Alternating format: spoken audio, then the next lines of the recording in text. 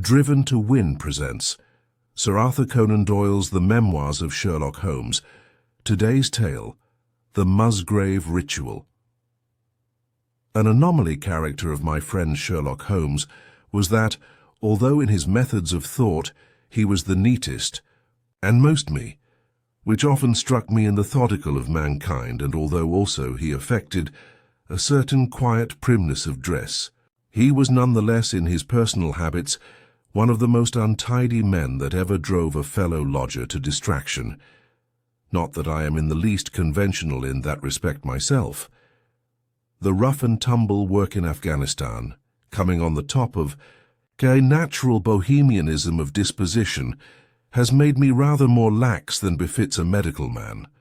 But with me there is a limit, and when I find a man who keeps his cigars in the coal scuttle, his tobacco in the toe end of a Persian slipper, and his unanswered correspondence transfixed by a jackknife into the very centre of his wooden mantelpiece, then I begin to give myself virtuous airs. I have always held, too, that pistol practice should be distinctly an open-air pastime, and when Holmes, in one of his queer humours, would sit in an armchair with his hair-trigger and 100 boxer cartridges and proceed to adorn the opposite wall with a patriotic VR done in bullet pox, I felt strongly that neither the atmosphere nor the appearance of our room was improved by it. Our chambers were always full of chemicals and of criminal relics, which had a way of wandering into unlikely positions, and of turning up in the butter dish or in even less desirable places. But his papers were my great crux.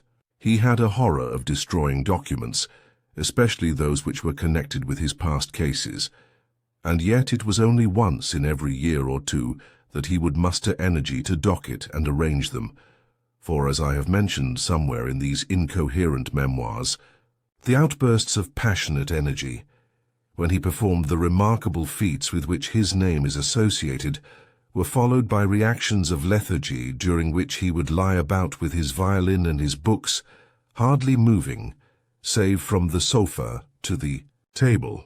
Thus month after month his papers accumulated, until every corner of the room was stacked with bundles of manuscript which were on no account to be burned, and which could not be put away save by their owner.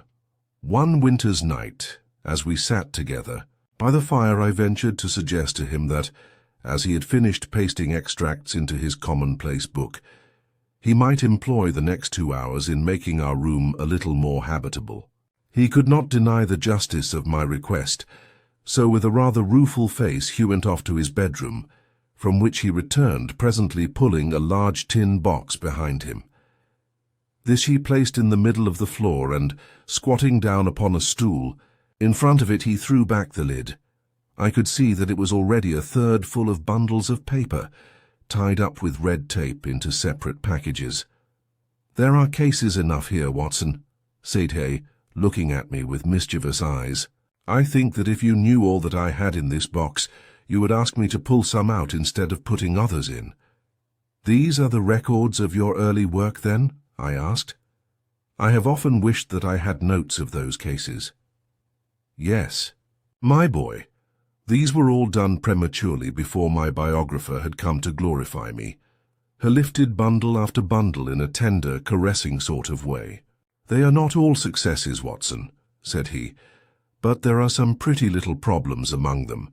Here's the record of the Tarleton murders, and the case of Vanbury, the wine merchant, and the adventure of the old Russian woman, and the singular affair of the aluminium crutch, as well as a full account of Ricoletti of the clubfoot, and his abominable wife. And here, now this really is something a little recherché." He dived his arm down to the bottom of the chest and brought up a small wooden box with a sliding lid, such as children's toys are kept in. From within he produced a crumpled piece of paper, an old-fashioned brass key, a peg of wood with a ball of string attached to it, and 3 rusty old discs of metal. "Well, my boy, what do you make of this lot?" he asked, smiling at my expression. "It is a curious collection, very curious, and the story that hangs round it will strike you as being more curious still." "These relics have a history, then?" So much so that they are history. What do you mean by that? Sherlock Holmes picked them up one by one and laid them along the edge of the table. Then he seated himself in his chair and looked them over, with a gleam of satisfaction in his eyes. "These," said he, "are all that I have left to remind me of the adventure of the Musgrave Ritual." I had heard him mention the case more, Thaddeus, though I had never been able to gather the details. "I should be so glad," said I, "if you would give me an account of it." "And leave the litter as it is?" he cried mischievously. "Your tidiness won't bear much strain after all, Watson. But I should be glad that you should add this case to your annals, for there are points in it which make it quite unique in the criminal records of this, or I believe of any other country. A collection of my trifling achievements would certainly be incomplete, which contained no account of this very singular business. You may remember how the affair of the Gloria Scott, and my conversation with the unhappy man whose fate I told you of, first turned my attention in the direction of the profession which has become my life's work. You see me now when my name has become known far and wide, and when I am generally recognized both by the public and by the official force as being a final court of appeal in doubtful cases. Even when you knew me first, at the time of the affair, which you have commemorated in A Study in Scarlet, I had already established a considerable, though not a very lucrative, connection. You can hardly realize, then, how difficult I found it at first, and how long I had to wait before I succeeded in making any headway. When I first came up to London, I had rooms in Montague Street, just round the corner from the British Museum, and there I waited, filling in my too abundant leisure time by studying all those branches of science which might make me more efficient. Now and again cases came in my way, principally through the introduction of old fellow students, for during my last years at the university there was a good deal of talk there about myself and my methods. The third of these cases was that of the Musgrave Ritual, and it is to the interest which was aroused by that singular chain of events and the large issues which proved to be at stake that I trace my first stride towards to the position which I now hold. Reginald Musgrave had been in the same college as myself, and I had some slight acquaintance with him.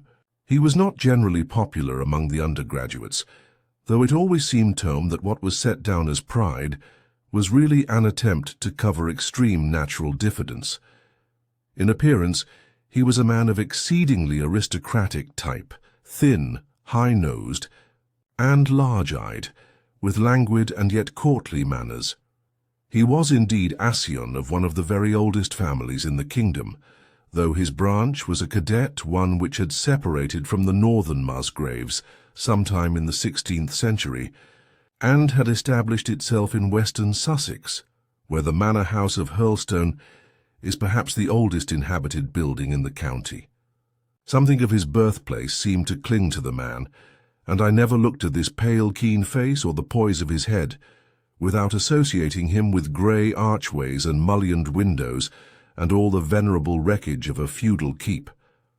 Once or twice we drifted into talk, and I can remember that more than once he expressed a keen interest in my methods of observation and inference. For 4 years I had seen nothing of him, until one morning he walked into my room in Montague Street. He had changed little, was dressed like a young man of fashion, he was always a bit of a dandy, and preserved the same quiet, suave manner which had formerly distinguished him.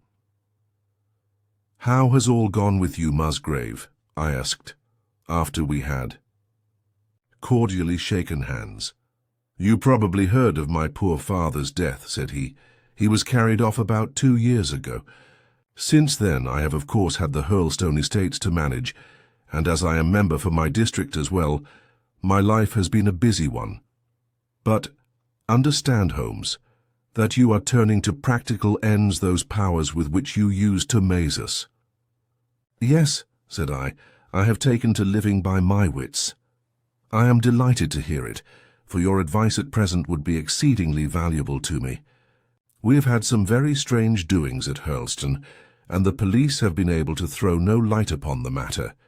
It is really the most extraordinary and inexplicable business. You can imagine with what eagerness I listened to him, Watson, for the very chance for which I had been panting during all those months of inaction seemed to have come within my reach. In my inmost heart, I believed that I could succeed where others failed, and now I had the opportunity to test myself. "Pray let me have the details," I cried. Reginald Musgrave sat down opposite to me and lit the cigarette which I had pushed towards him. "You must know," said he, "that though I am a bachelor, I have to keep up a considerable staff of servants at Hurlstone, for it is a rambling old place and takes a good deal of looking after. I preserve too, and in the pheasant months I usually have a house party, so that it would not do Toby short-handed. Altogether there are 8 maids, the cook, the butler, 2 footmen and a boy. The garden and the stables, of course, have a separate staff. Of these servants, the one who had been longest in our service was Brunton the butler. He was a young schoolmaster out of place when he was first taken up by my father, but he was a man of great energy and character, and he soon became quite invaluable in the household. He was a well-grown, handsome man, with a splendid forehead, and though he has been with us for 20 years, he cannot be more than 40 now. With his personal advantages and his extraordinary gifts, for he can speak several languages and play nearly every musical instrument, it is wonderful that he should have been satisfied so long in such a position. But I suppose that he was comfortable and lacked energy to make any change. The butler of Hurlstone is always a thing that is remembered by all who visit us. But this paragon has one fault. He is a bit of a Don Juan, and you can imagine that for a man like him it is not a very difficult part to play in a quiet country district. When he was married it was all right, but since he has been a widower we have had no end of trouble with him. A few months ago we were in hopes that he was about to settle down again, for he became engaged to Rachel Howells, our second housemaid, but he's thrown her over since then and taken up with Janet Tregellis, the daughter of the head gamekeeper. Rachel, who is a very good girl but of an excitable Welsh temperament, had a sharp touch of brain fever and goes about the house now, or did until yesterday, like a black-eyed shadow of her former self. That was our first drama at Hurlstone, but a second one came to drive it from our minds, and it was prefaced by the disgrace and dismissal of butler Brunton. This was how it came about.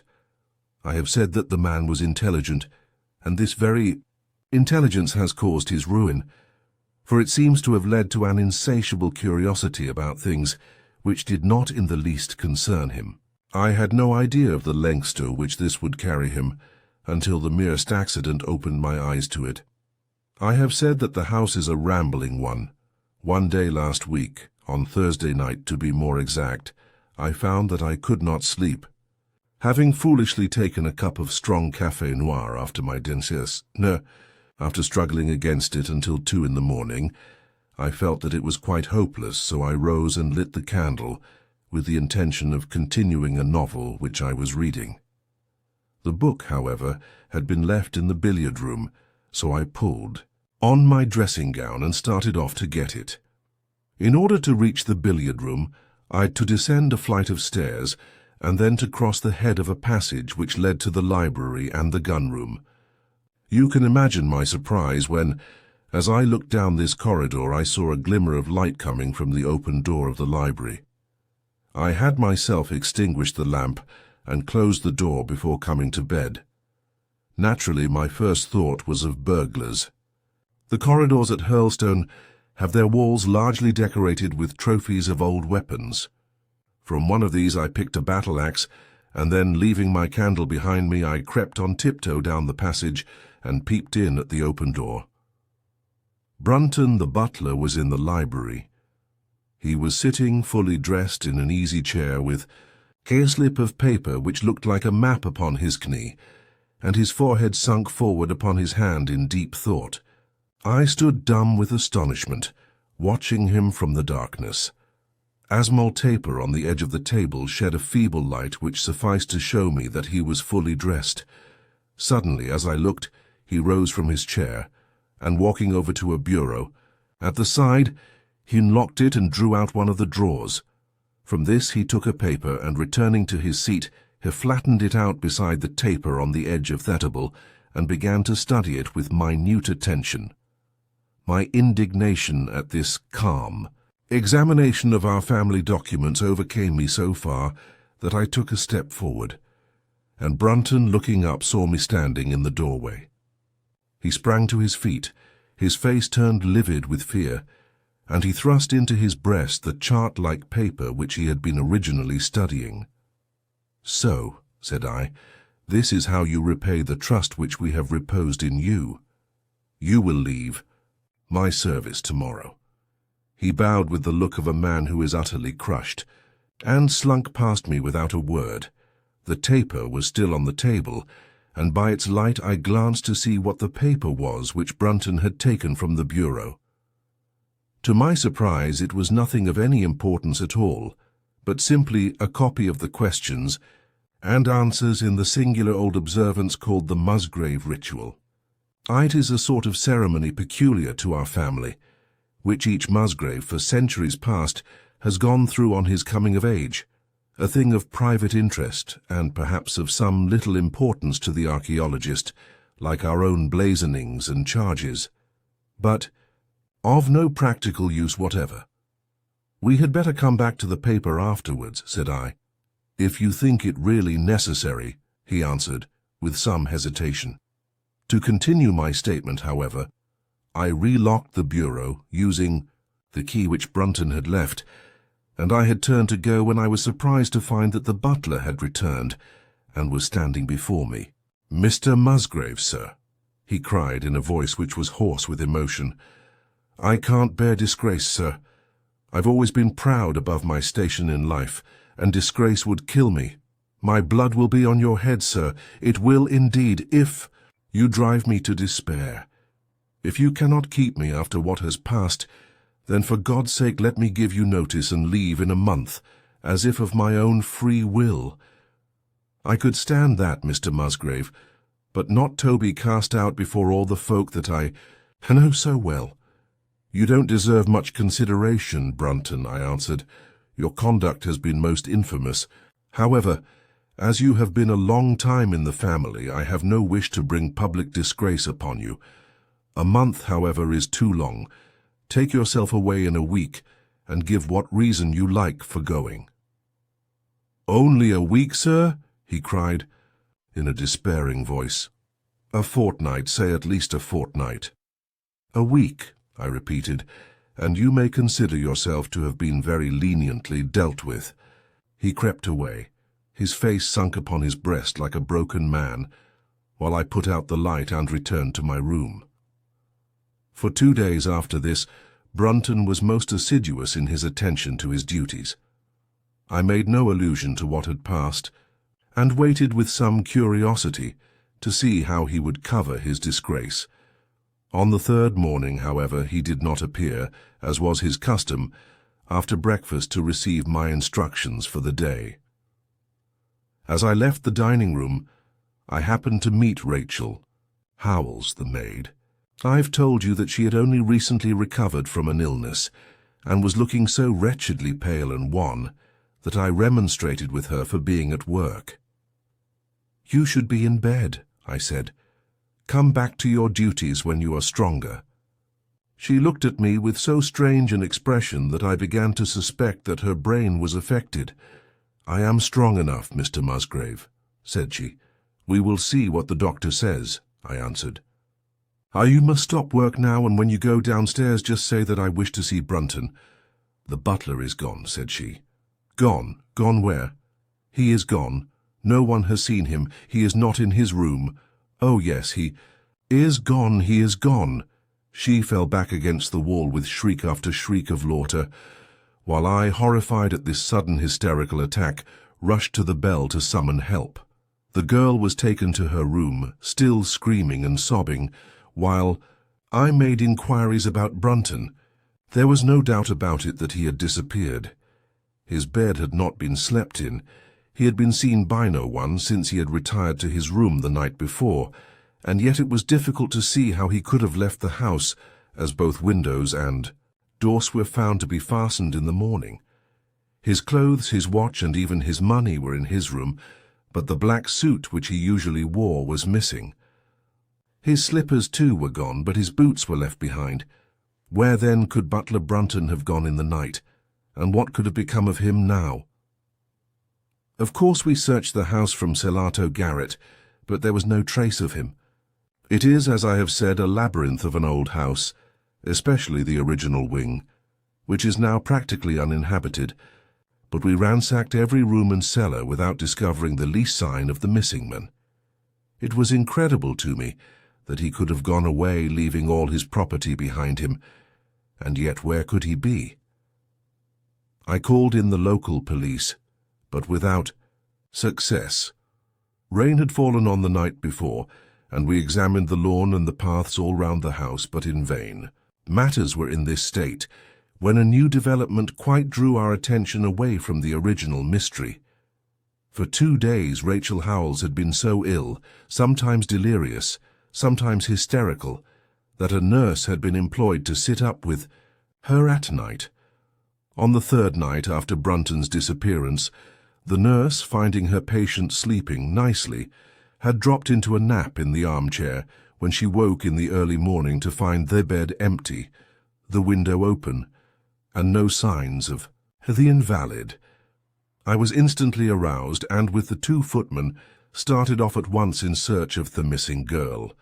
It was not difficult to tell the direction which she had taken, for starting from under her window, we could follow her footmarks easily across the lawn to the edge of the mere, where they vanished close to the gravel path which leads out of the grounds. The lake there is 8 feet deep, and you can imagine our feelings when we saw that the trail of the poor demented girl came to an end at the edge of it. Of course we had the drags at once and set to work to recover the remains, but no trace of the body could we find. On the other hand, we brought to the surface an object of a most unexpected kind. It was a linen bag, which contained within it a mass of old rusted and discoloured metal, and several dull-coloured pieces of pebble or glass. This strange find was all that we could get from the mere, and although we made every possible search and inquiry yesterday, we know nothing of the fate either of Rachel Howells or of Richard Brunton. The county police are at their wits' end, and I have come up to you as a last resource. You can imagine, Watson, with what eagerness I listened to this extraordinary sequence of events, and endeavoured to piece them together and to devise some common thread upon which they might all hang. The butler was gone. The maid was gone. The maid had loved the butler, but had afterwards had cause to hate him. She was of Welsh blood, fiery and passionate. She had been terribly excited immediately after his disappearance. She had flung into the lake a bag containing some curious contents. These were all factors which had to be taken into consideration, and yet none of them got quite to the heart of the matter. What was the starting point of this chain of events? There lay the end of this tangled line. "I must see that paper, Musgrave," said I, "which this butler of yours thought it worth his while to consult, even at the risk of the loss of his place." "It is rather an absurd business, this ritual of ours," he answered, "but it has at least the saving grace of antiquity to excuse it. I have a copy of the questions and answers here if you care to run your eye over them." He handed me the very paper which I have here, Watson, and this is the strange catechism to which each Musgrave had to submit when he came to man's estate. I will read you the questions and answers as they stand. Whose was it? His who is gone. Who shall have it? He who will come. Where was the sun? Over the oak. Where was the shadow? Under the elm. How was it stepped? North by 10 and by 10, east by 5 and by 5, south by 2 and by 2, west by 1 and by 1, and so under. What shall we give for it? All that is ours. Why should we give it? For the sake of the trust. "The original has no date, but is in the spelling of the middle of the 17th century, remarked Musgrave. "I am afraid, however, that it can be of little help to you in solving this mystery." "At least," said I, "it gives us another mystery, and one which is even more interesting than the first. It may be that the solution of the one may prove to be the solution of the other. You will excuse me, Musgrave, if I say that your butler appears to me to have been a very clever man, and to have had a clearer insight than 10 generations of his masters." "I hardly follow you," said Musgrave. "The paper seems to me to be of no practical importance, but to me it seems immensely practical, and I fancy that Brunton took the same view. He had probably seen it before that night on which you caught him. It is very possible. We took no pains to hide it. He simply wished, I should imagine, to refresh his memory upon that last occasion. He had, as I understand, some sort of map or chart, which he was comparing with the manuscript, and which he thrust into his pocket when you appeared." "That is true. But what could he have to do with this old family custom of ours, and what does this rigmarole mean?" "I don't think that we should have much difficulty in determining that," said I. "With your permission, we will take the first train down to Sussex, and go a little more deeply into the matter upon the spot." The same afternoon saw us both at Hurlstone. Possibly you have seen pictures and read descriptions of the famous old building, so I will confine my account of it to saying that it is built in the shape of an L, the long arm being the more modern portion, and the shorter the ancient nucleus from which the other had developed.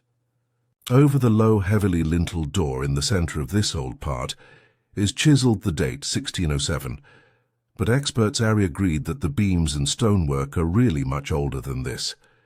The enormously thick walls and tiny windows of this part had in the last century driven the family into building the new wing, and the old one was used now as a storehouse and a cellar when it was used at all. A splendid park with fine old timber surrounds the house, and the lake, to which my client had referred, lay close to the avenue, about 200 yards from the building. I was already firmly convinced, Watson, that there were not 3 separate mysteries here, but one only, and that if I could read the Musgrave Ritual aright, I should hold in my hand the clue which would lead me to the truth concerning both the horror, Butler Brunton, and the maid Howells. To that then I turned all my energies. Why should this servant be so anxious to master this old formula? Evidently because he saw something in it which had escaped all those generations of country squires, and from which he expected some personal advantage. What was it then, and how had it affected his fate? It was perfectly obvious to me on reading the ritual that the measurements must refer to some spot to which the rest of the document alluded, and that if we could find that spot, we should be in a fair way towards finding what the secret was, which the old Musgraves had thought it necessary to embalm in so curious a fashion. There were 2 guides given us to start with, an oak and an elm. As to the oak, there could be no question at all. Right in front of the house, upon the left-hand side of the drive, there stood a patriarch among oaks, one of the most magnificent trees that I have ever seen. "That was there when your ritual was drawn up," said I as we drove past it. "It was there at the Norman Conquest in all probability," he answered. "It has a girth of 23 feet.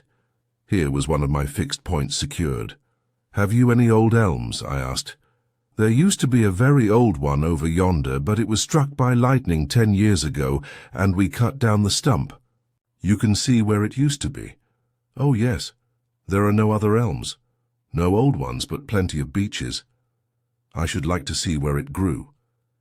We had driven up in a dog-cart, and my client led me away at once, without our entering the house, to the scar on the lawn where the elm had stood. It was nearly midway between the oak and the house. My investigation seemed to be progressing. "I suppose it is impossible to find out how high the elm was?" I asked. "I can give you it at once. It was 64 feet. How do You come to know it? I asked in surprise. When my old tutor used to give me an exercise in trigonometry, it always took the shape of measuring heights. When I was a lad, I worked out every tree and building in the estate. This was an unexpected piece of luck. My data were coming more quickly than I could have reasonably hoped. Tell me, I asked, did your butler ever ask you such a question? Reginald Musgrave looked at me in astonishment. Now that you call it to my mind, he answered, Brunton did ask me about the height of the tree some months ago, in connection with some little argument with the groom. This was excellent news, Watson, for it showed me that I was on the right road. I looked up at the sun. It was low in the heavens, and I calculated that in less than an hour it would lie just above the topmost branches of the old oak. One condition mentioned in the ritual would then be fulfilled, and the shadow of the elm must mean the farther end of the shadow, otherwise the trunk would have been chosen as the guide. I had then to find where the far end of the shadow would fall when the sun was just clear of the oak. That must have been difficult, Holmes, when the elm was no longer there. Well, at least I knew that if Brunton could do it, I could also. Besides, there was no real difficulty. I went with Musgrave to his study and whittled myself this peg, to which I tied this long string with a knot at each yard. Then I took 2 lengths of a fishing rod, which came to just 6 feet, and I went back with my client to where the elm had been. The sun was just grazing the top of the oak. I fastened the rod on end, marked out the direction of the shadow and measured it. It was 9 feet in length. Of course, the calculation now was a simple one. If a rod of 6 feet threw a shadow of 9, a tree of 64 feet would throw one of 96, and the line of the one would of course the line of the other. I measured out the distance, which brought me almost to the wall of the house, and I thrust a peg into the spot. You can imagine my exultation, Watson, when within 2 inches of my peg, I saw a conical depression in the ground. I knew that it was the mark made by Brunton in his measurements, and that I was still upon his trail. From this starting point, I proceeded to step, having first taken the cardinal points by my pocket compass. 10 steps with each foot took me along parallel with the wall of the house, and again I marked my spot with a peg. Then I carefully paced off 5 to the east and 2 to the south. It brought me to the very threshold of the old door.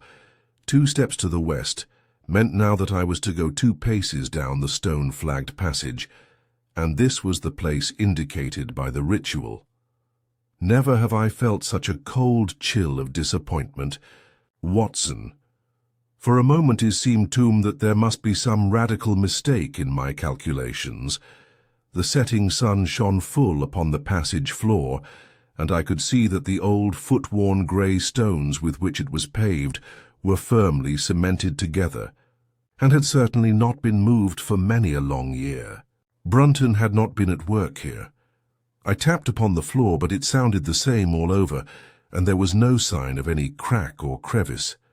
But, fortunately, Musgrave, who had begun to appreciate the meaning of my proceedings, and who was now as excited as myself, took out his manuscript to check my calculation. "And under," he cried. "How you have omitted the 'and under.'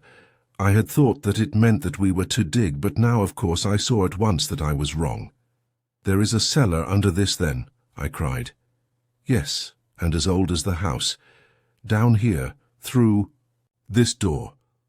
We went down a winding stone stair, and my companion, striking a match, lit a large lantern which stood on a barrel in the corner. In an instant it was obvious that we had at last come upon the true place, and that we had not been the only people to visit the spot recently. It had been used for the storage of wood, but the billets, which had evidently been littered over the floor, were now piled at the sides, so as to leave a clear space in the middle. In this space lay a large and heavy flagstone with a rusted iron ring in the centre, to which a thick shepherd's check muffler was attached. "By Jove!" cried my client.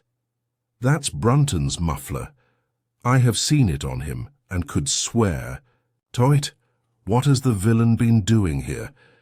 At my suggestion, a couple of the county police were summoned to be present, and I then endeavoured to raise the stone by pulling on the cravat. I could only move it slightly, and it was with the aid of one of the constables that I succeeded at last in carrying it to one side. A black hole yawned beneath, into which we all peered, while Musgrave, kneeling at the side, pushed down the lantern. A small chamber about 7 feet deep and 4 feet square lay open to us. At one side of this was a squat, brass-bound wooden box, the lid of which was hinged upwards, with this curious old-fashioned key projecting from the lock. It was furred outside by a thick layer of dust, and dampened worms had eaten through the wood, so that a crop of livid fungi was growing on the inside of it.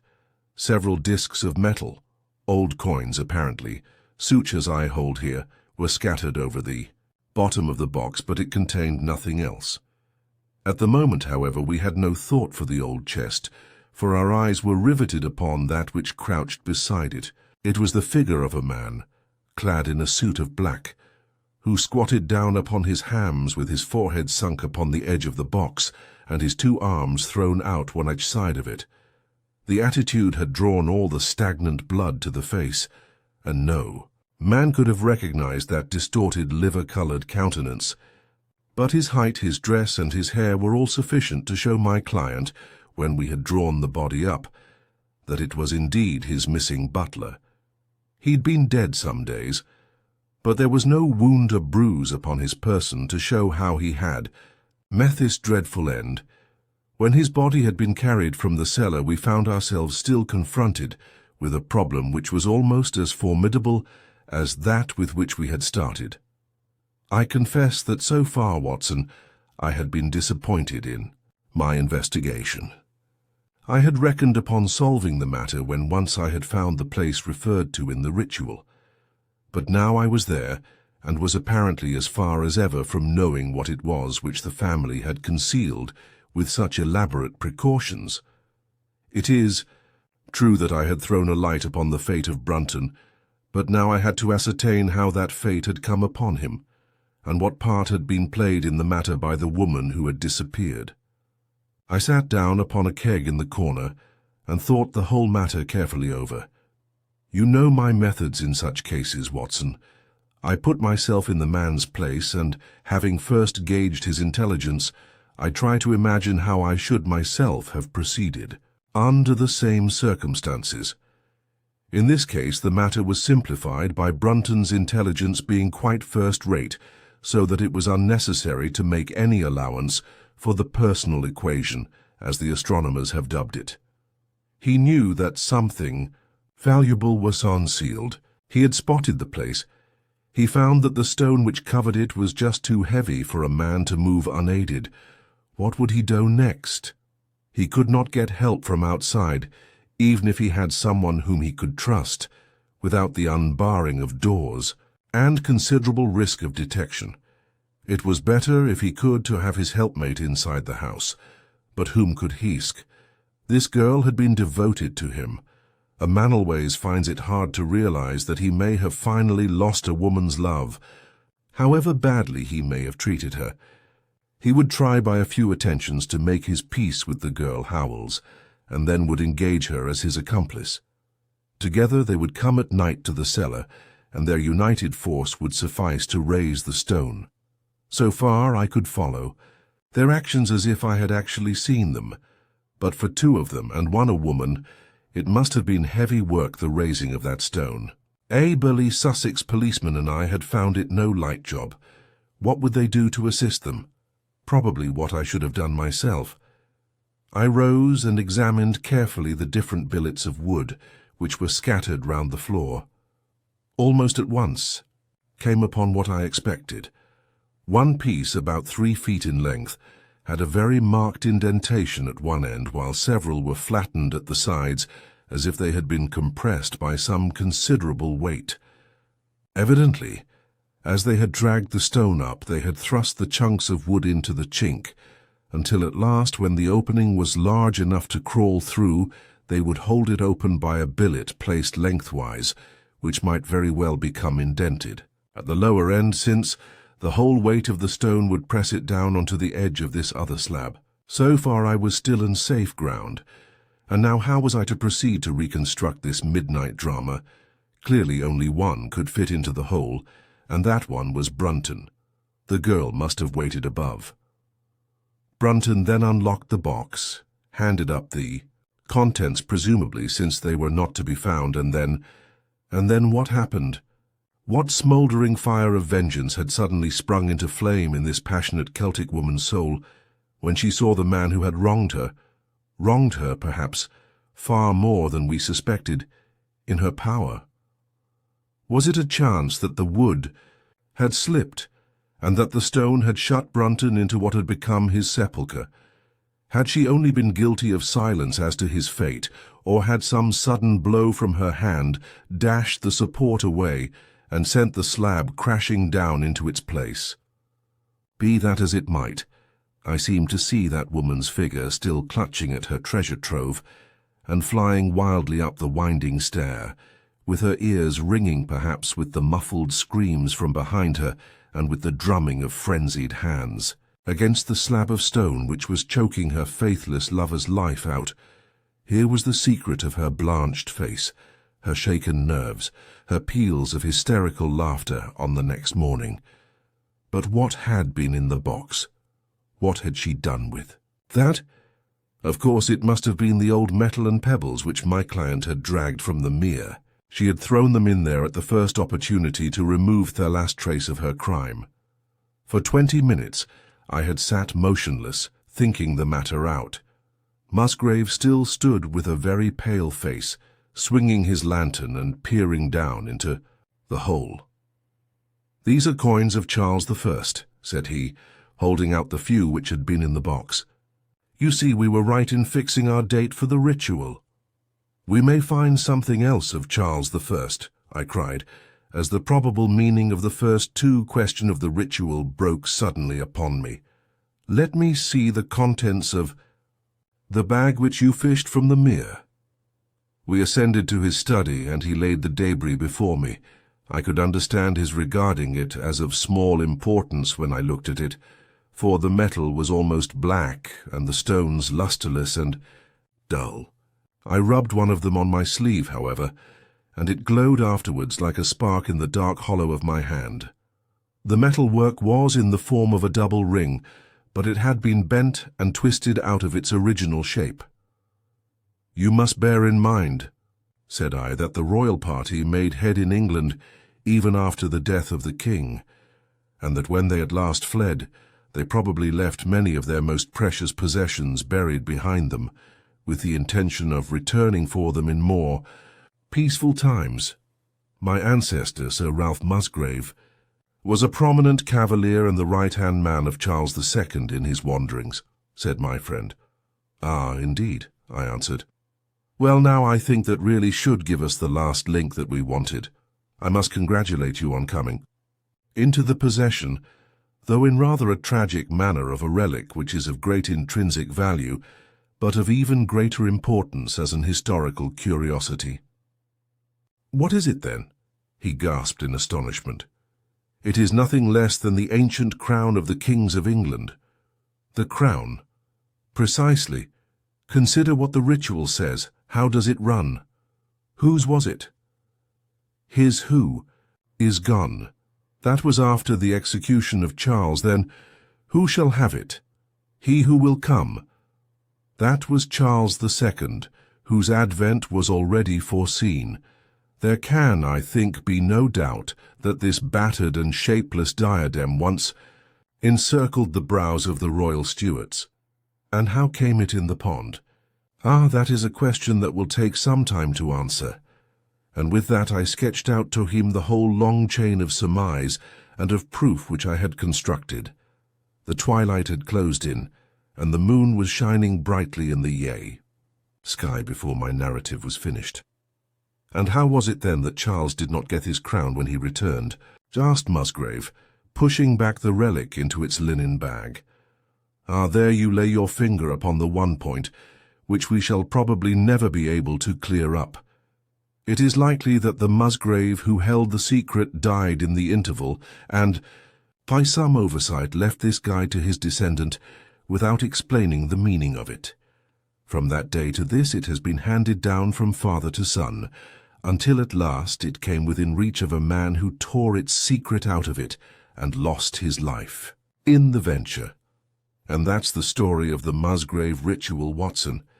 They have the crown down at Hurlstone, though they had some legal bother and a considerable sum to pay before they were allowed to retain it. I am sure that if you mentioned my name, they would be happy to show it to you. Of the woman nothing was ever heard, and the probability is that she got away out of England and carried herself and the memory of her crime to some land beyond the seas. Up next on Driven to Win, another gripping case from the Memoirs of Sherlock Holmes, the Reigate Puzzle. It was some friend Mr. Sherlock Holmes recovered from the strain caused by his immense exertions in the spring of time before, the health of my 87. The whole question of the Netherlands-Sumatra Company and of the colossal schemes of Baron Maupertuis are too recent in the minds of the public and are too intimately concerned with politics and finance to be fitting subjects for this series of sketches. Failed, however, in an indirect fashion to a singular and complex problem, which gave my friend an opportunity of demonstrating the value of a fresh weapon among the many with which he waged his lifelong battle against crime.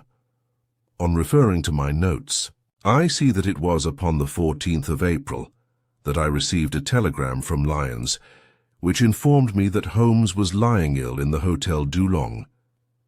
Within 24 hours, I was in his sick room, and was relieved to find that there was nothing formidable in his symptoms. Even his iron constitution, however, had broken down under the strain of an investigation which had extended over 2 months, during which period he had never worked less than 15 hours a day, and had more than once, as he assured me, kept to his task for 5 days at a stretch. Even the triumphant issue of his labours could not save him from reaction after so terrible an exertion, and at a time when Europe was ringing with his name, and when his room was literally ankle-deep with congratulatory telegrams, I found him a prey to the blackest depression. Even the knowledge that he'd succeeded where the police of 3 countries had failed, and that he had outmaneuvered at every point the most accomplished swindler in Europe, was insufficient to rouse him from his nervous prostration.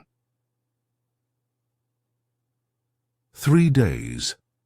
Later we were back in Baker Street together, but it was evident that my friend would be much the better for a change, and the thought of a week of springtime in the country was full of attractions to me also.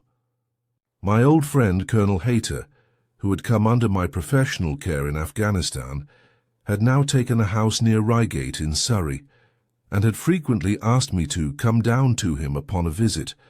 On the last occasion he had remarked that if my friend wouldn't come with me, he would be glad to extend his hospitality to him also.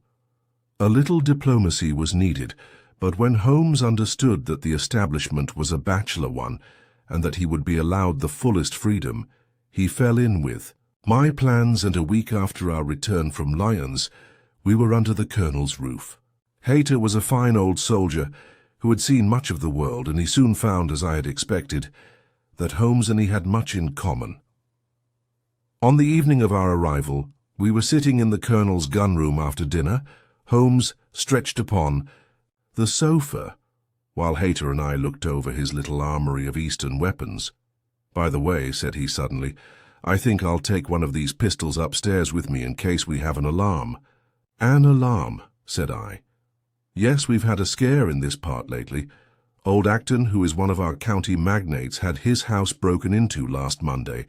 No great damage done, but the fellows are still at large." "No clue?" asked Holmes, cocking his eye at the Colonel. "None as yet. But the affair is a pretty one of our little country crimes which must seem too small for your attention, Mr. Holmes, after this great international affair." Holmes waved away the compliment, though his smile showed that it had pleased him. "Was there any feature of interest?" I fancy not. The thieves ransacked the library and got very little for their pains. The whole place was turned upside down, drawers burst open and presses ransacked, with the result that an odd volume of Pope's Homer, 2 plated candlesticks, a Nivry letter-weight, a small oak barometer, and a ball of twine are all that have vanished. What an extraordinary assortment! I exclaimed. "Oh, the fellows evidently grabbed hold of everything they could get," Holmes grunted from the sofa. "The county police ought to make something of that," said he. "Why, it is surely obvious that—" But I held up a warning. "Finger, you are here for a rest, my dear fellow. For heaven's sake, don't get started on a new problem when your nerves are all in shreds." Holmes shrugged his shoulders with a glance of comic resignation towards the colonel, and the talk drifted away into less dangerous channels. It was destined, however, that all my professional caution should be wasted, for next morning the problem obtruded itself upon us in such a way that it was impossible to ignore it, and our country visit took a turn which neither of us could have anticipated. We were at breakfast when the colonel's butler rushed in with all his propriety shaken out of him. "Have you heard the news, sir?" he gasped. "At the Cunningham, sir. Burglary," cried the colonel with his coffee cup in mid-air. "Murder," the colonel whistled. "By Jove," said he. "Who's killed, then? The J.P. or his son?" "Neither, sir. It was William the coachman. Shot through the heart, sir, and never spoke again." "Who shot him, then?" "The burglar, sir. He was off like a shot and got clean away. He just broke in at the pantry window when William came on him, and met his end in saving his master's property." "What time?" "It was last night, sir, somewhere about 12. "Ah, then, we'll step over afterwards," said the colonel, coolly settling down to his breakfast again. "It's a baddish business," he added, when the butler had gone. "He's our leading man about her, is old Cunningham, and a very decent fellow, too. He'll be cut up over this, for the man has been in his service for years and was a good servant. It's evidently the same villains who broke into Acton's." "And stole that very singular collection," said Holmes thoughtfully. "Precisely. It may prove the simplest matter in the world, but all the same at first glance this is just a little curious, is it not? A gang of burglars acting in... The country might be expected to vary the scene of their operations, and not to crack 2 cribs in the same district within a few days. When you spoke last night of taking precautions, I remember that it passed through my mind that this was probably the last parish in England to which the thief or thieves would be likely to turn their attention, which shows that I have still much to learn." "I fancy it's some local practitioner," said the colonel. "In that case, of course, Acton's and Cunningham's are just the places he would go for, since they are far the largest about here." "And richest?" "Well, they ought to be, but they've had a lawsuit for some years which has sucked the blood out of both of them, I fancy. Old Acton has some claim on half Cunningham's estate, and the lawyers have been at it with both hands. If it's a local villain, there should not be much difficulty in running him down," said Holmes with a yawn. "All right, Watson, I don't intend to meddle." "Inspector Forrester, sir," said the butler, throwing open the door.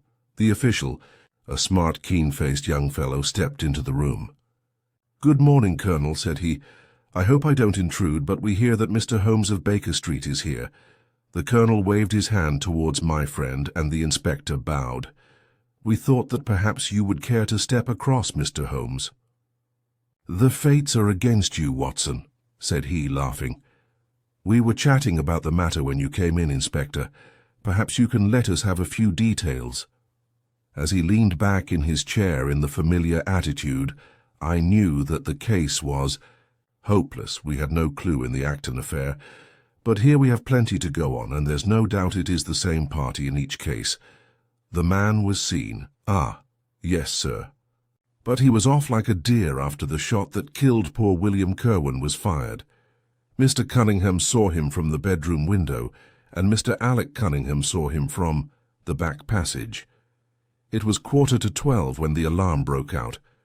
Mr. Cunningham had just got into bed, and Mr. Alec was smoking a pipe in his dressing gown. They both heard William the coachman calling for help, and Mr. Alec ran down to see what was the matter. The back door was open, and as he came to the foot of the stairs he saw two men wrestling together outside. One of them fired a shot, the other dropped, and the murderer rushed across the garden and over the hedge. Mr. Cunningham, looking out of his bedroom, saw the fellow as he gained the road, but lost sight of him at once. Mr. Alec stopped to see if he could help the dying man, and so the villain got clean away. Beyond the fact that he was a middle-sized man and dressed in some dark stuff, we have no personal clue, but we are making energetic inquiries, and if he is a stranger, we shall soon find him out. What was this William doing there? Did he say anything before he died? Not a word. He lives at the lodge with his mother, and as he was a very faithful fellow, we imagine that he walked up to the house with the intention of seeing that all was right there. Of course, this Acton business has put everyone on their guard. The robber must have just burst open the door, the lock has been forced, when William came upon him. Did William say anything to his mother before going out? She is very old and deaf, and we can get no information from her. The shock has made her half-witted, but I understand that she was never very bright. There is one very important circumstance, however. Look at this.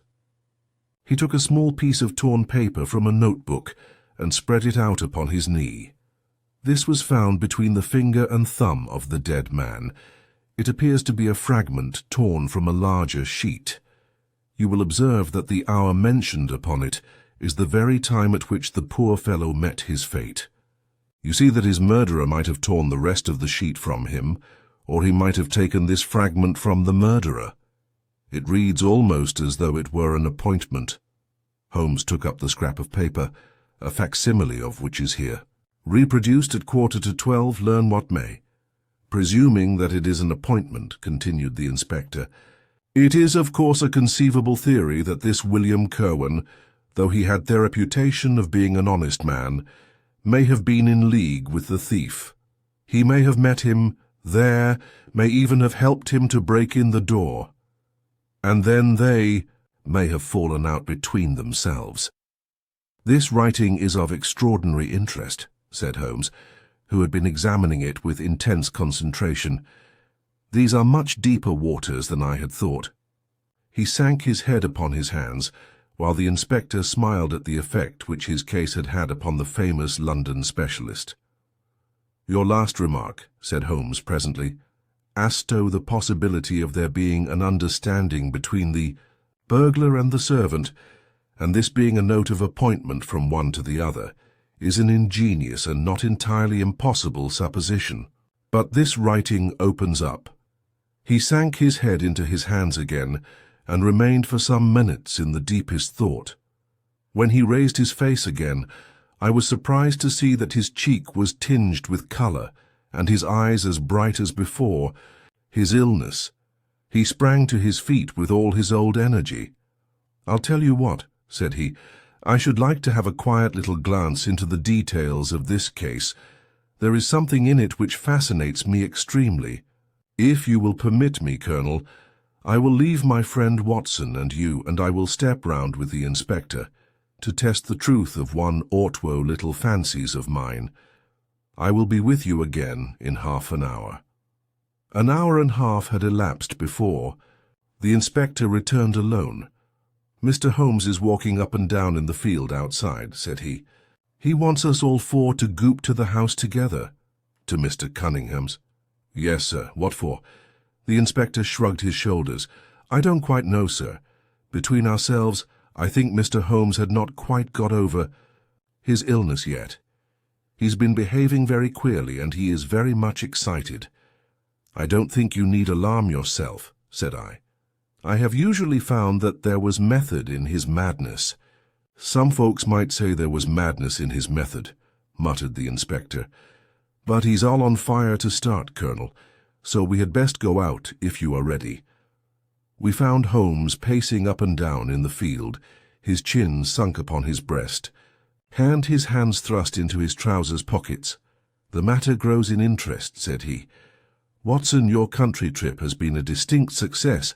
I have had a charming morning." "You have been up to the scene of the crime, you understand," said the Colonel. "Yes, the Inspector and I have made quite a little reconnaissance together." "Any success?" "Well, we have seen some very interesting things. I'll tell you what we did as we walk. First of all, we saw the body of this unfortunate man. He certainly died from a revolver wound, as reported." "Had you doubted it, then?" "Oh, it is as well to test everything. Our inspection was not wasted. We then had an interview with Mr. Cunningham and his son, who were able to point out the exact spot where the murderer had broken through the garden hedge in his flight." "That was of great interest." "Naturally. Then we had a look at this poor fellow's mother.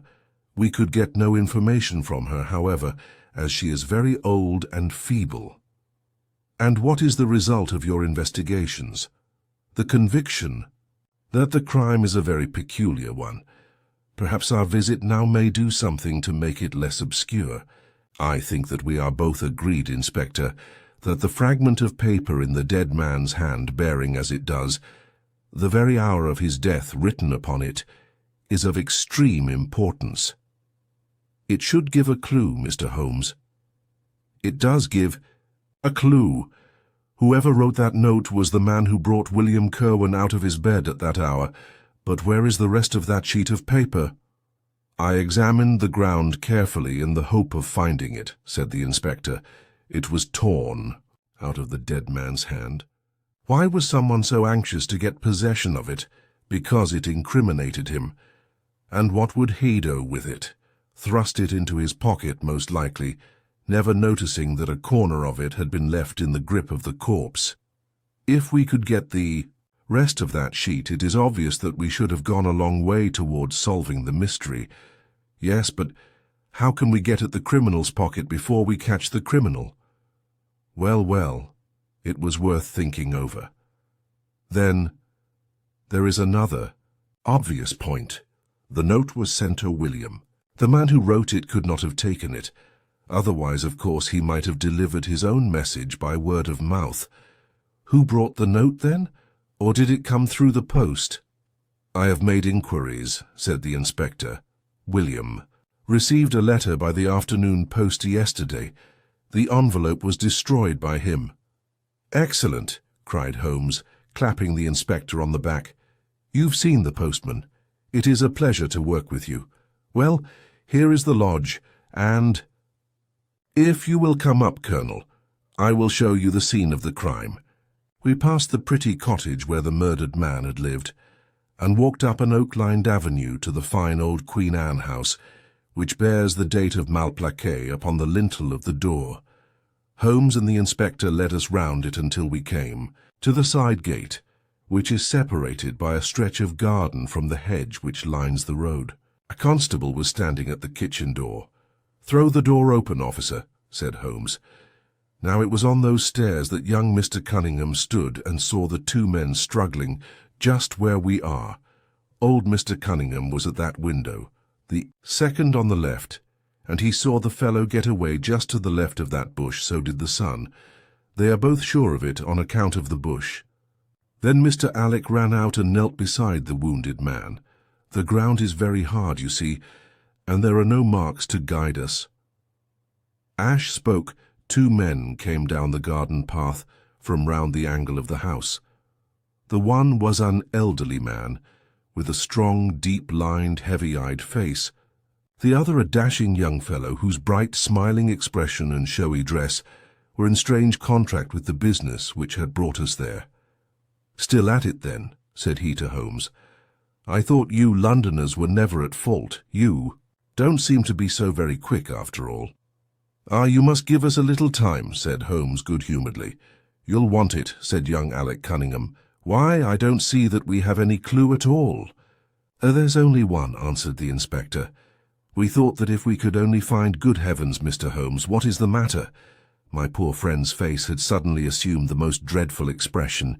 His eyes rolled upwards, his features writhed in agony. and with a suppressed groan he dropped on his face upon the ground. Horrified at the suddenness and severity of the attack, we carried him into the kitchen, where he lay back in a large chair and breathed heavily for some minutes.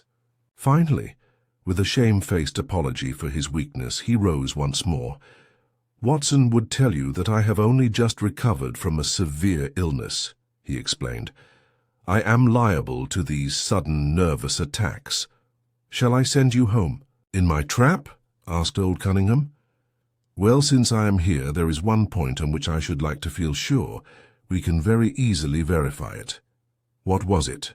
"Well, it seems to me that it is just possible that the arrival of this poor fellow William was not before but after the entrance of the burglary into the house. You appear to take it for granted that, although the door was forced, the robber never got in." "I fancy that is quite obvious," said Mr. Cunningham gravely.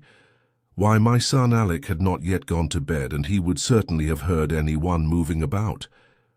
"Where was he sitting?" "I was smoking in my dressing-room." "Which window is that?" "The last on the left, next my father's." "Both of your lamps were lit, of course." "Undoubtedly." "There are some very singular points here," said Holmes, smiling. "Is it not extraordinary that a burglary, and a burglar who had had some previous experience, should deliberately break into a house at a time when he could see from the lights that two of the family were still afoot? He must have been a cool hand. Well, of course, if the case were not an odd one, we should not have been driven to ask you for an explanation," said young Mr. Alec. "But as to your ideas that the man had robbed the house before William or tackled him, I think it a most absurd notion. Wouldn't we have found the place disarranged and missed the things which he had taken?" "It depends on what the things were," said Holmes. "You must remember that we are dealing with a burglar, who is a very peculiar fellow, and who appears to work on lines of his own. Look, for example, at the queer lot of things which he took from Acton's. What was it?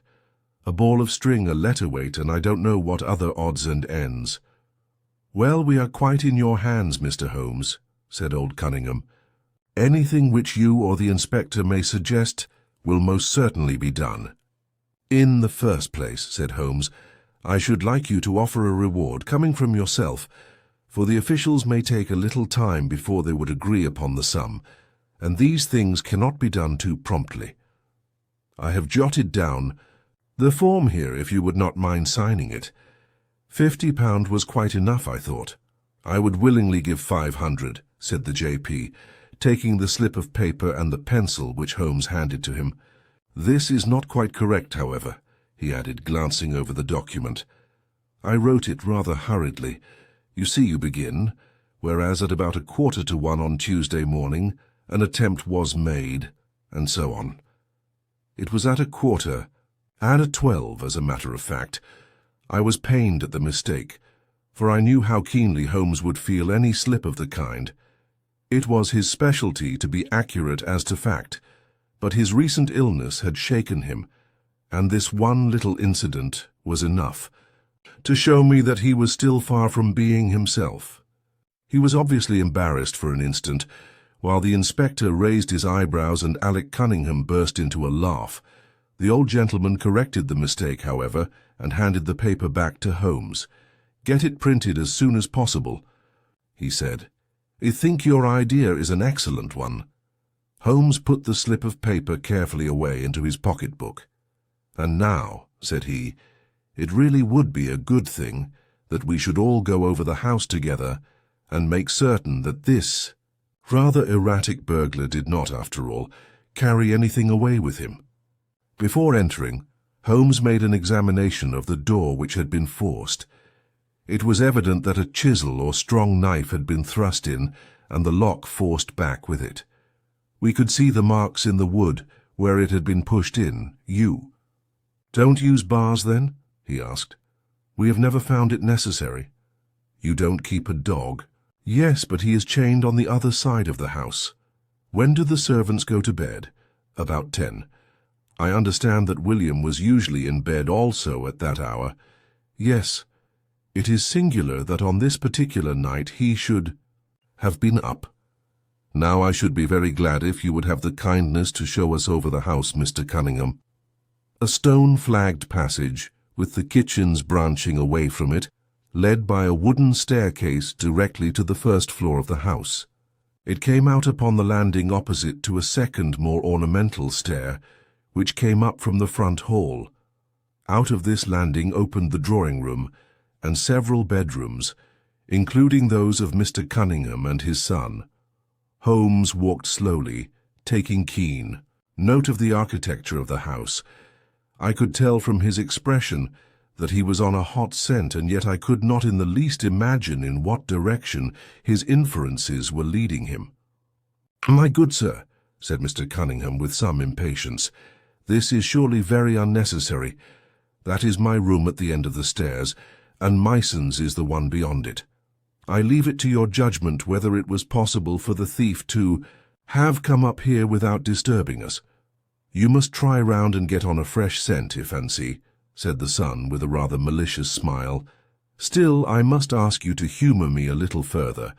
I should like, for example, to see how far the windows of the bedrooms command the front. This, I understand, is your son's room."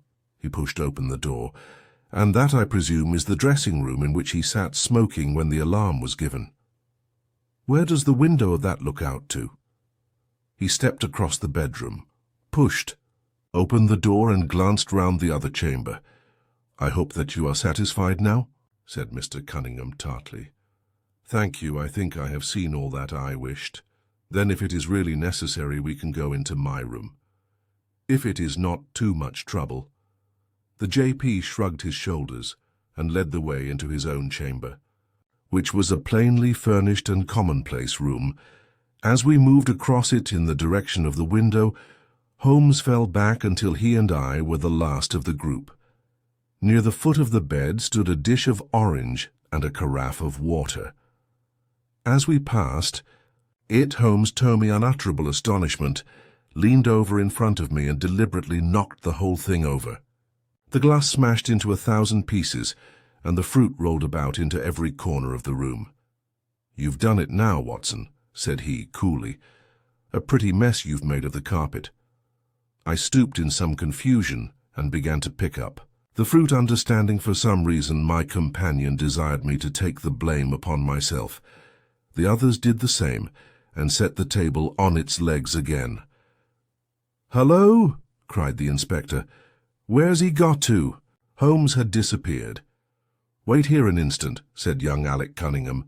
"The fellow is off his head, in my opinion. Come with me, father, and see where he has got to." They rushed out of the room, leaving the inspector, the colonel, and me staring at each other. "'Pon my word, I am inclined to agree with Master Alec," said the official. "It may be the effect of this illness, but it seems to me that—" His words were cut short by a sudden scream of "Help! Help! Murder!" With a thrill I recognized the voice of that of my friend. I rushed madly from the room onto the landing. The cries, which had sunk down into a hoarse, inarticulate shouting, came from the room which we had first visited. I dashed in and on into the dressing-room beyond. The two Cunninghams were bending over the prostrate figure of Sherlock Holmes, the younger clutching his throat with both hands, while the elder seemed to be twisting one of his wrists. In an instant the three of us had torn them away from him, and Holmes staggered to his feet, very pale and evidently greatly exhausted.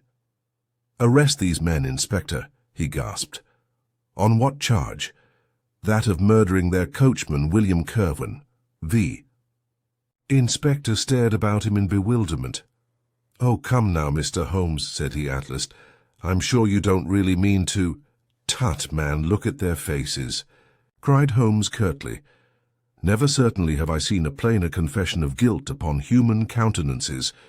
The alderman seemed numbed and dazed, with a heavy, sullen expression upon his strongly marked face. The son, on the other hand, had dropped all that jaunty, dashing style which had characterized him, and the ferocity of a dangerous wild beast gleamed in his dark eyes and distorted his handsome features.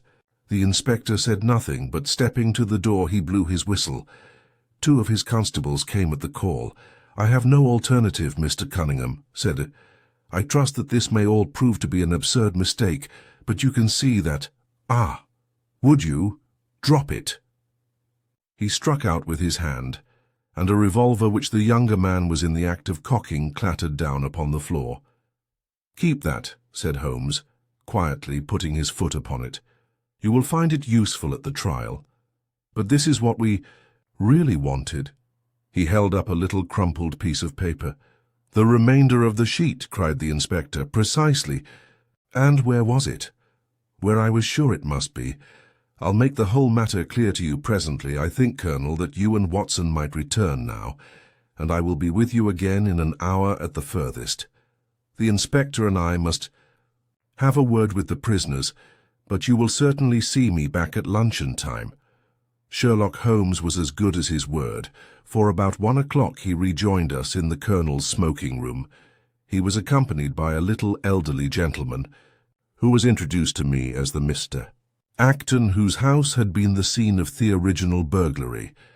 "I wished Mr. Acton to be present while I demonstrated this small matter to you," said Holmes, "for it is natural that he should take a keen interest in the details. I'm afraid, my dear Colonel, that you must regret the hour that you took in such a stormy petrel as I am."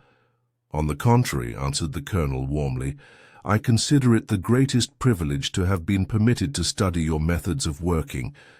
Confess that they quite surpass my expectations, and that I am utterly unable to account for your result. I have not yet seen the vestige of a clue. I am afraid that my explanation may disillusion you, but it has always been my habit to hide none of my methods, either from my friend Watson or from anyone who might take an intelligent interest in them. But first, as I am rather shaken by the knocking about which I had in the dressing-room, I think that I shall help myself to a dash of your brandy, Colonel. My strength had been rather tried of late." "I trust that you had no more of those nervous attacks." Sherlock Holmes laughed heartily. "We will come to that in its turn," said he. "I will lay an account of the case before you in its due order, showing you the various points which guided me in my decision. Pray interrupt me if there is any inference which is not perfectly clear to you. It is of the highest importance in the art of detection to be able to recognize, out of a number of facts, which are incidental and which vital. Otherwise your energy and attention must be dissipated instead of being concentrated. Now in this case there was not the slightest doubt in my mind from the first that the key of the whole matter must be looked for in the scrap of paper in the dead man's hand. Before going into this, I would draw your attention to the fact that, if Alec Cunningham's narrative was correct, and if the assailant, after shooting William Kirwan, had instantly fled, then it obviously could not be he who tore the paper from the dead man's hand. But if it was not he, it must have been Alec Cunningham himself, for by the time that the old man had descended, several servants were upon the scene. The point is a simple one, but the inspector had overlooked it because he had started with the supposition that these county magnates had had nothing to do with the matter. Now I make a point of never having any prejudices, and of following docilely wherever fact may lead me, and so in the very first stage of the investigation I found myself looking a little askance at the part which had been played by Mr. Alec Cunningham. And now I made a very careful examination of the corner of paper which the inspector had submitted to us. It was at once clear to me that it formed part of a very remarkable document. Here it is. Do you not now observe something very suggestive about it? "It has a very irregular look," said the Colonel. "My dear sir," cried Holmes, "there cannot be the least doubt in the world that it has been written by two persons doing alternate words. When I draw your attention to the strong T's of at and to, and ask you to compare them with the weak ones of quarter and 12, you will instantly recognize the fact. A very brief analysis of these four words would enable you to say with the utmost confidence that the learn and the maybe are written in the stronger hand and the what in the weaker. "By Jove, it's as clear as day," cried the colonel. "Why on earth should two men write a letter in such a fashion?" Obviously the business was a bad one, and one of the men who distrusted the other was determined that, whatever was done, each should have an equal hand in it. Now, of the two men, it is clear that the one who wrote the at and to was the ringleader. How do you get at that? We might deduce it from the mere character of the one hand as compared with the other, but we have more assured reasons than that for supposing it. If you examine this scrap with attention, you will come to the conclusion that the man with the stronger hand wrote all his words first, leaving blanks for the other to fill up. These blanks were not always sufficient, and you can see that the second man had a squeeze to fit his quarter in between the at and the to, showing that the latter were already written. The man who wrote all his words first is undoubtedly the man who planned the affair. "Excellent," cried Mr. Acton. "But very superficial," said Holmes. "We come now, however, to a point which is of importance. You may not be aware that the deduction of a man's age from his writing is one which has brought to considerable accuracy by experts. In normal cases one can place a man in his true decade with tolerable confidence. I say normal cases because ill health and physical weakness reproduce the signs of old age, even when the invalid is a youth.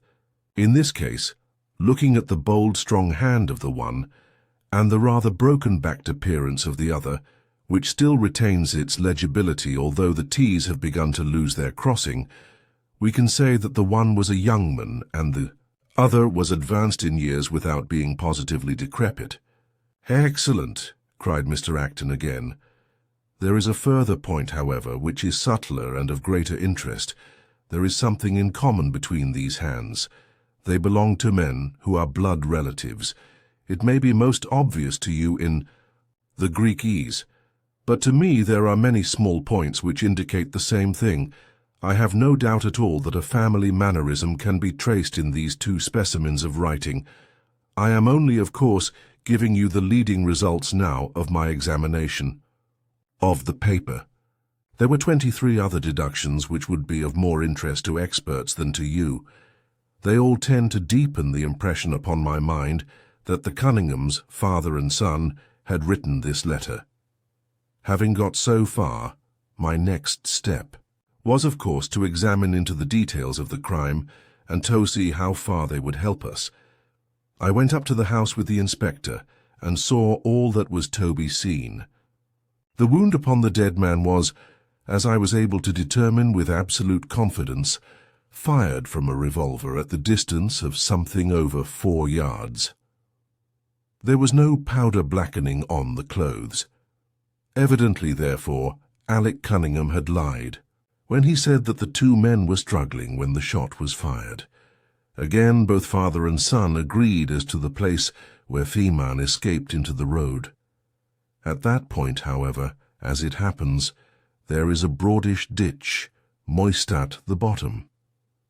As there were no indications of boot marks about this ditch, I was absolutely sure not only that the Cunninghams had again lied, but that there had never been any unknown man upon the scene at all. And now I have to consider the motive of this singular crime. To get at this, I endeavoured first of all to solve the reason of the original burglary at Mr. Acton's. I understood from something which the Colonel told us that a lawsuit had been going on between you, Mr. Acton, and the Cunninghams. Of course, it instantly occurred to me that they had broken into your library with the intention of getting at some document which might be of importance in the case. "Precisely so," said Mr. Acton. "There can be no possible doubt as to their intentions. I have the clearest claim upon half of their present estate, and if they could have found a single paper, which fortunately was in the strong box of my solicitors, they would undoubtedly have crippled our case."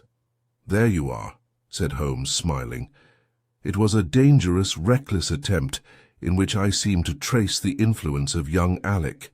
Having found nothing, they tried to divert suspicion by making it appear to be an ordinary burglary. to which and they carried off whatever they could lay their hands upon.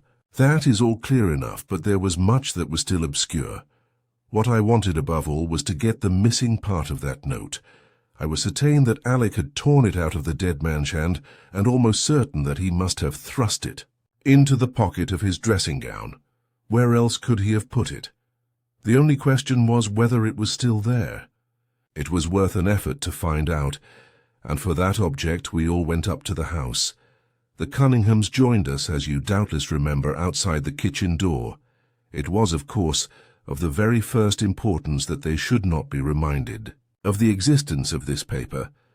Otherwise they would naturally destroy it without delay.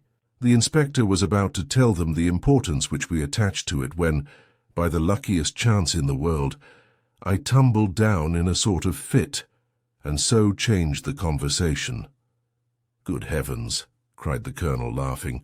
"Do you mean to say all our sympathy was wasted and your fit an imposture?" "Speaking professionally, it was admirably done," cried I, looking in amazement at this man who was forever confounding me with some new phase of his astuteness. "It is an art which is often useful," said he. "When I recovered, I managed by a device which had perhaps some little merit of ingenuity to get old Cunningham to write the word 12, so that I might compare it with the 12 upon the paper. Oh, what an ass I have been!" I exclaimed. "I could see that you were commiserating me over my weakness," said Holmes, laughing. "I was sorry to cause you the sympathetic pain which I know that you felt." We then went upstairs together, and having entered the room and seen the dressing gown hanging up behind the door, I contrived, by upsetting a table, to engage their attention for the moment, and slipped back to examine the pockets. I had hardly got the paper, however, which was, as I had expected, in one of them, when the two Cunninghams were on me, and would, I verily believe, have murdered Meathan, and there but for your prompt and friendly aid. As it is, I feel that young man's grip on my throat now, and the father has twisted my wrist round in the effort to get the paper out of my hand. They saw that I must know all about it, you see, and the sudden change from absolute security to complete despair made them perfectly desperate. I had a little talk with old Cunningham afterwards as to the motive of the crime. He was tractable enough, though his son was a perfect demon, ready to blow out his own or anybody else's brains if he could have got to his revolver.